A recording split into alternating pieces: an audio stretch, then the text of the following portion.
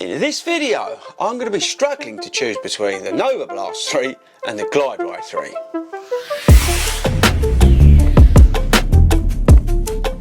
What is up, people, and welcome to FORDY RUNS HQ and FORDY RUNS Speedy Videos HQ. We don't muck about on this channel with your 10-minute videos anymore that are there to rake up that beautiful ad revenue. We do like a bit of ad revenue. Now, before we do anything, waste a bit more time. Are you subscribed to this channel? Yes or no? Let me know in the comments. If you're not, maybe consider doing that before you leave us today. Okay, people, so this is like choosing between my children here. And I'm not sure I'm going to add too much value because we've got the Novablast 3 and the Glideride 3, two of my favourite shoes of the year. Let's do stats and features quick first before we get on to trying to work out which one I prefer and why.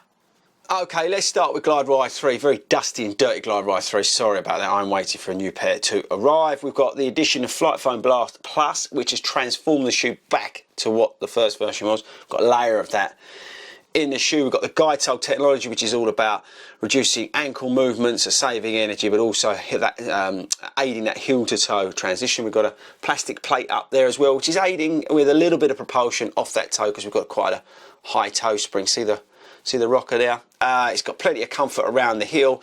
It's lost a bit of weight. It's about 10.5 ounces from memory. It's a UK 9.5, fits true to size, and you can pick this up for £130. Right, and then we've got Novablast 3 with Flight Foam Blast Plus, sitting probably not in the heel.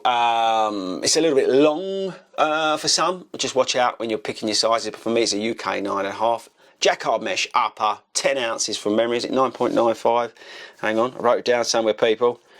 Yep, 9.95 ounces. I've got a bit of a rubbish outsole if you're from another part of the world. Rubbish means, yeah, not very good. It's a better word.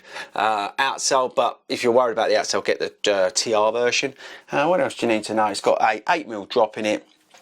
They built the sidewalls up, which has helped with some of the stability issues, and the foam seems a little bit more stable, and it's a little bit more bouncier instead of sort of softer. Make any sense? Probably not, but that's the stats and features done for both of these shoes. Okay, so choosing between the two, I've got to be honest with you, I can't. I would say if you're marathon training, you could probably do with both of these, although that's a lot of money. But in an ideal world, you'd have both, because this can do shorter stuff, quicker stuff, into those medium runs. This then sort of does your recovery stuff, but then goes long as well.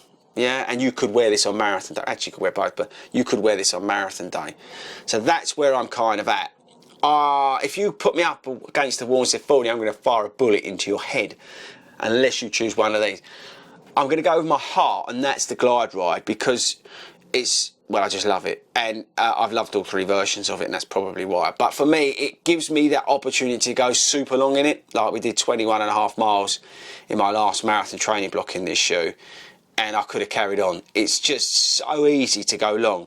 If you're like me and you do a lot of marathon training and stuff like that, for me, the Glideride 3 is the pick out of these two, but only just, and I've got to be, I can't downplay this shoe enough. It is a great daily trainer.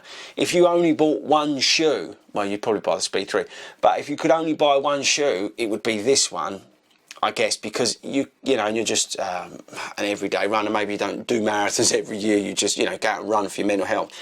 This is the way to go. So I'm saying Glideride 3, but probably the 90% of you guys would probably go Novablast 3. Let me know in the comments, right, which one would you choose? Let's start off in there and we'll see. The Novablast 3 is a fantastic running shoe. It does all the basics really, really well. You can do literally everything in it. And as I say, it's such a hard decision between these two.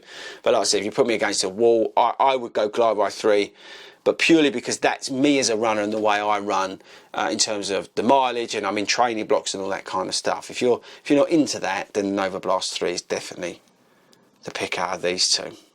So I don't think I've added too much value here, probably not as always, but the bottom line is these are two very, very good running shoes. I think that's probably the best takeaway. They're both extremely good at what they do. Going long, you know, marathon training, everything, just everything with this shoe. So there you go. Yeah, that's it, people. I'm in love with both of these shoes, so I'll let you decide in the comments.